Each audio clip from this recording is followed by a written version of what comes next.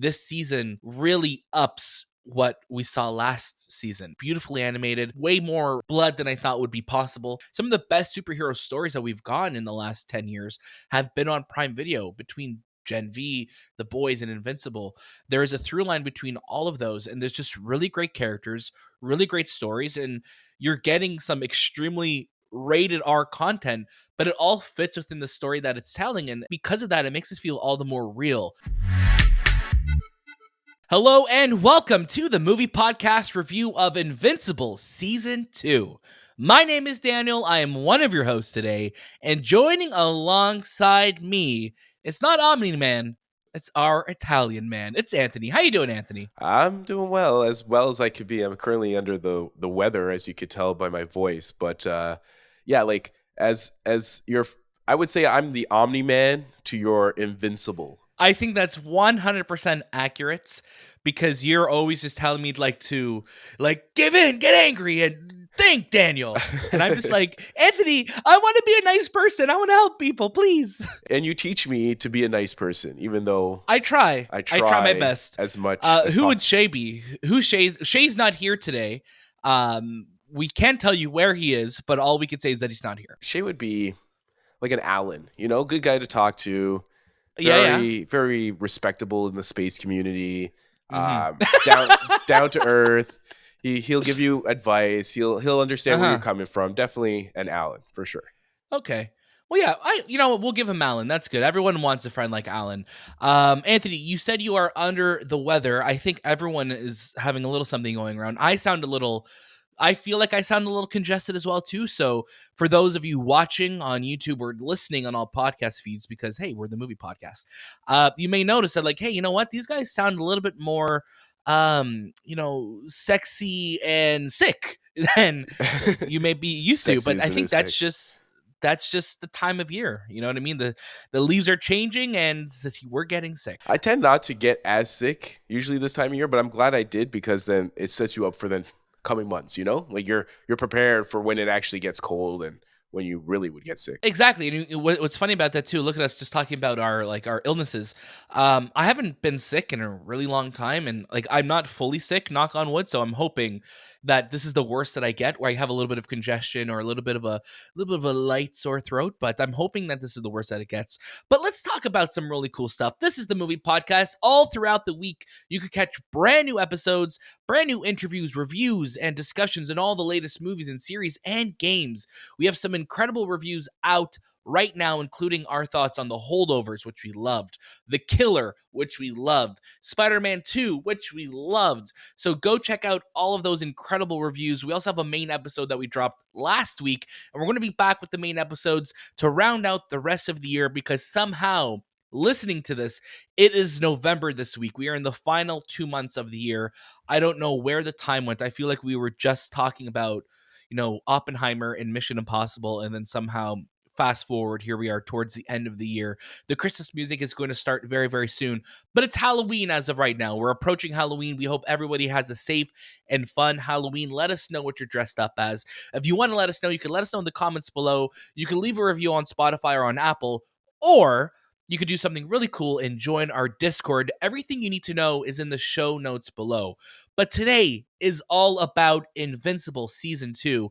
This has been a very long wait for Season 2. If you remember, all the way back in 2021, in the month of March, that is when we first spoke about this show.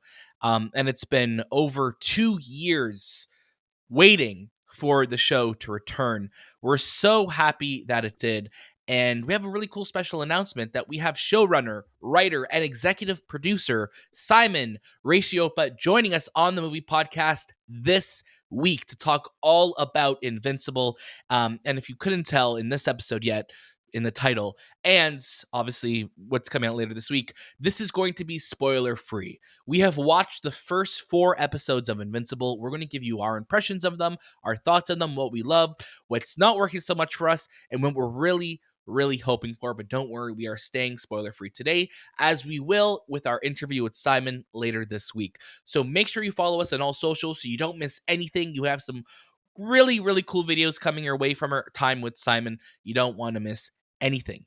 Now, I want to say thank you to our friends at Prime Video Canada for sending us the episodes for review.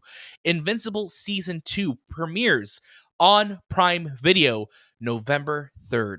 The wait is finally over, and we'll have Invincible back in the world. I'm so happy. But Anthony, start us off. Give us your first reactions to the first 4 episodes of Invincible Season 2. Invincible Season 2 is fantastic. Woo! I'm glad to report. Invincible is a comic series I never read.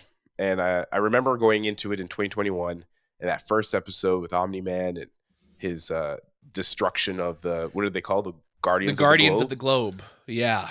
I knew this was one of those shows and series that was going to be a favorite of mine, and also just be a fan favorite, a cult classic in terms of TV series. A lot of people gravitate to it because of its ultra hardcore brutality and violence, but as well as its down to earth, grounded storyline. And I think that's where season 2 kind of continues that. It continues that grounded story of Mark becoming this hero, and now there's a lot more elements that have been added to his plate. You have Mark, who is dealing with the fact that his father's life with him was a lie. At the end of that episode of episode 8, he told him why he was on Earth and what he was supposed to do on Earth. And I think that's a shock. I think I know this is animation, but the anguish in both Mark and Deborah, his mom, how they just deal with the fact that the person they've been living with, Debbie, I guess. I guess Debbie and Deborah, same thing. Right? Yeah. So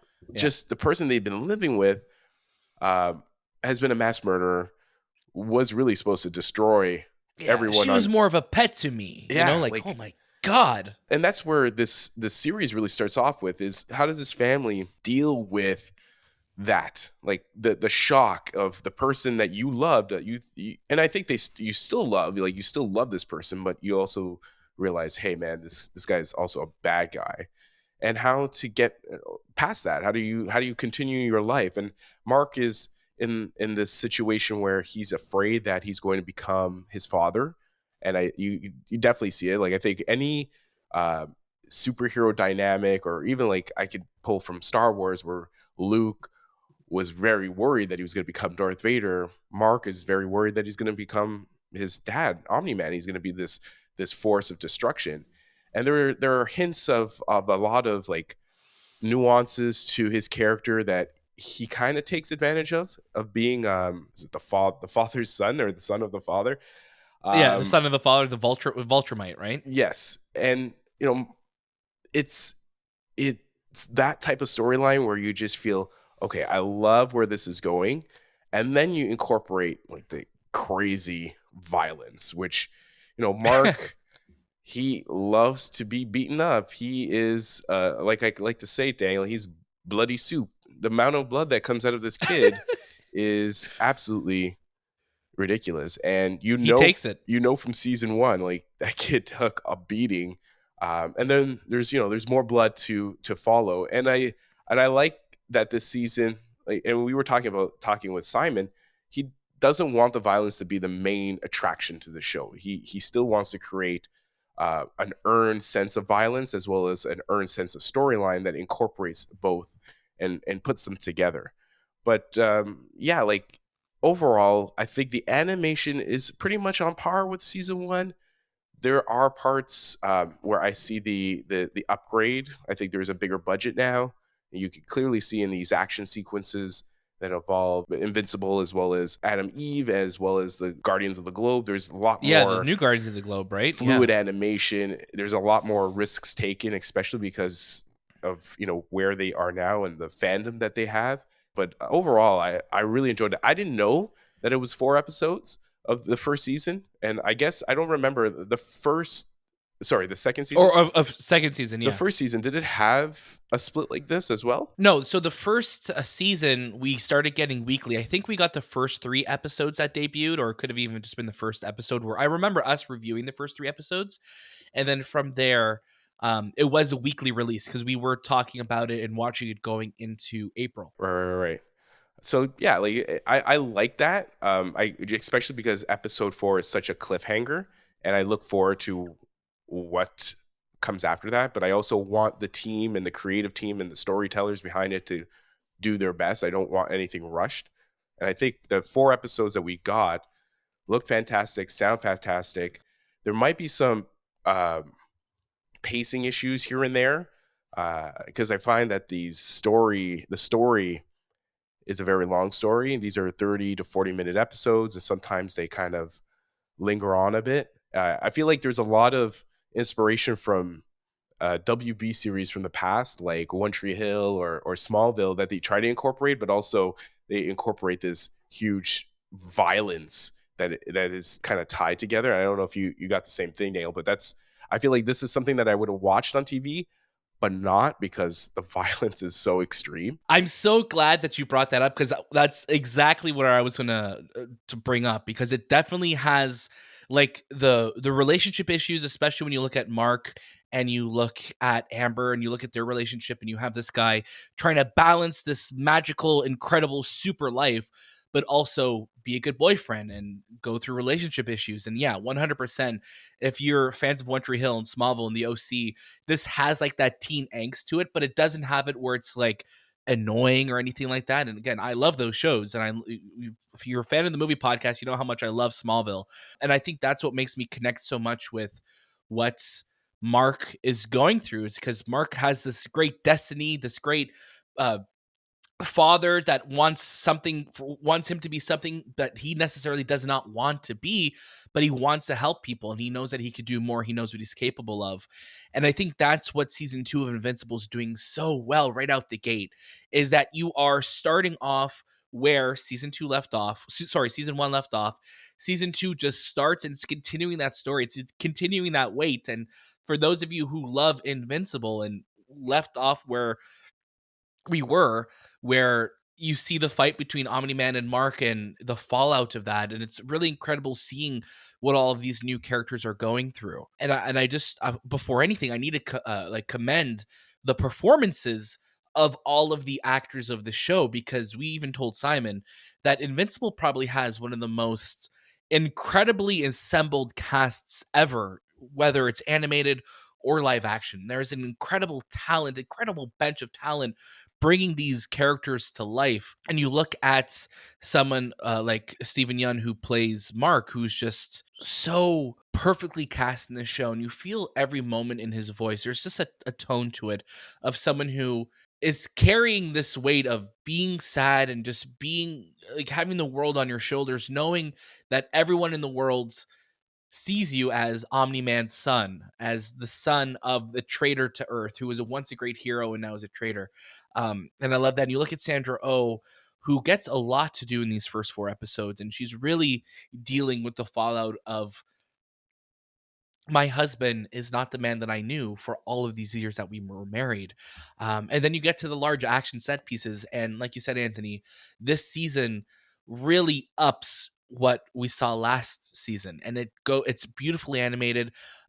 They had way more blood than I thought would be possible in these first 4 episodes, because again, this show is very just, it knows exactly what it is, but it's also not excessive. And I sometimes when you look at shows like The Boys, which is also on Prime Video, or Gen V, there could be moments where you're like, whoa, that's insane that they did that. They did Herogasm, they did this. But even in those shows, you're just like, that's crazy. In Invincible, it's also crazy, and you're seeing it in animated form, but they're finding ways to make it work. And I think that's what's so special about what Prime Video has been doing so far with these superhero shows. I really do think some of the best superhero shows, some of the best superhero stories that we've gotten in the last 10 years have been on Prime Video. Between Gen V, The Boys, and Invincible, there is a through line between all of those, and there's just really great characters, really great stories, and you're getting some extremely rated R content, but it all fits within the story that it's telling. And if I feel because of that, it makes us feel all the more real. Yeah, we're not seeing people's like guts flying everywhere in real life, but it's nice to know, or I guess nice to know, it's a weird way to say it, but it's interesting to see that in a world where superheroes exists, I think that would be possible. That would be how these people fight, or what would happen, or what would cities look like in the fallout of all of this, right? And they really let loose this season. In the first 4 episodes that we saw, There's some again, there's a lot of stuff that we don't want to spoil, but there's some really great set pieces. There's some really great story beats. And as soon as I finished episode 4, I'm like, oh my God, I need to watch what comes next.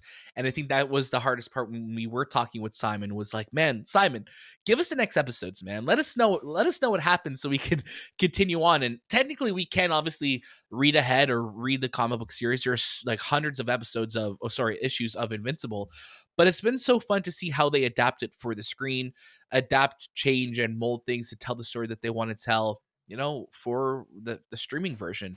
But for me, it really just all comes back to Mark, and Mark just trying to find his place in the world. There's a really great, I think, running gag in the first episode. If you remember from season 1, anytime they would cut to a title card would be such a cool moment. It would be like, you know what, like, what's his name? And then it goes Invincible. Like it will hard cuts to that.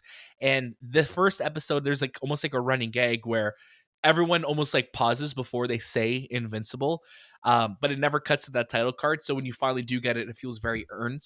So it's a really great moment, but I'm loving it. If you love the first season of Invincible, this is more of that, and it's expanded. It's not just expanded, it's going deeper. It's really going deeper to who these characters are, and it's really going to make you fall in love with them even more. And I think you look at, again, going to Mark, you look at, people like Rexplode or oh my gosh, or like there's I'm blanking on the name of his name right now, but he's almost like a Kang type of character. His name is, I have it here because I put it in my notes because I thought he was Angstrom Levy. That's it. Yeah.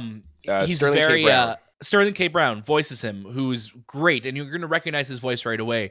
But it's so fun, and it just goes back to, like, you're listening, and you're listening like, okay, like who is that? I know that voice.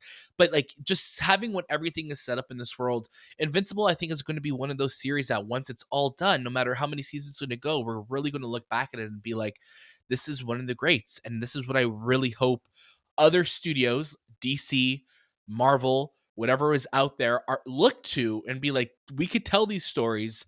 These stories are possible to tell. We have the deepest bench of comics ever. Let's start adapting our stories that we can maybe have a little bit more of an adult edge. You don't need to have guts and brain juice flowing out everywhere, but you can start telling a little bit more mature stories, because I think your audiences want that.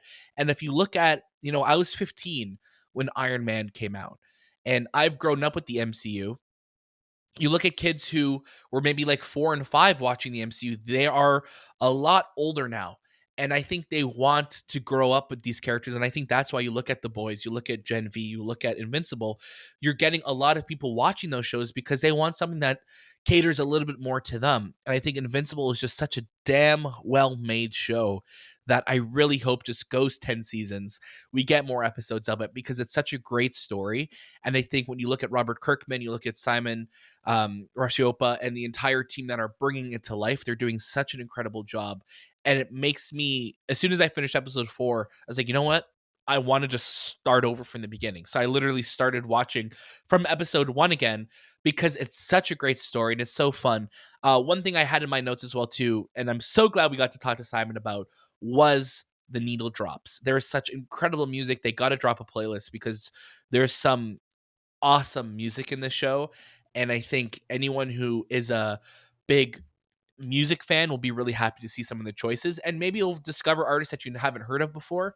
But that's something I've really loved, because when you're reading a comic book, you're not necessarily thinking of what a song could fit in that particular panel of a page, but they bring to life so well using the music and underlying it with the scenes. It's really magical. Yeah, the music for this season it's establishing a lot of where the creators are coming from. I feel like a lot of these creators were born in maybe the late 80s, early 90s, and they have like that 90s vibe of music. I feel like the music from the 90s was very, I'm lost, I don't know what to do with my life. And Yeah. there's a sequence in episode 1 that reminds me of Rick and Morty episode 6 from season 1, where they bury themselves, and they use a song called "Look On Down from the Bridge" by Mazzy Star, and it emotional value because that song just really set in motion what was actually happening on that episode of Rick and Morty. And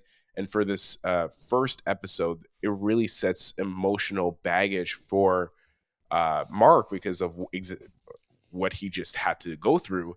And I really love the music choices for this. I just feel like the songs that were chosen were perfectly balanced with the theme and the vibe. There was never like something that we would hear now. It's just music choices, songs that you heard, or maybe you've heard on the radio at one point, and they've like have like an imprint on you, and then when they bring it into this series, you feel such a more of an emotional connection to it. I think imprinting is the great word to put in. I think, yeah, you look at like there are songs that you recognize but may not have been used in big films. So like they're not low hanging fruit type songs. They're not songs that are just like, oh, I hear this song in everything. You know what I mean? It's like, no, like these are really beautifully curated songs, and they go so well with the story that it's telling.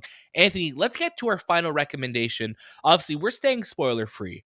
We've spoken very highly of the show for the last 20 minutes, but let the audience know, let our friends know listening along, what would you recommend for them to do with Invincible Season 2? Watch it. It's a definite watch it.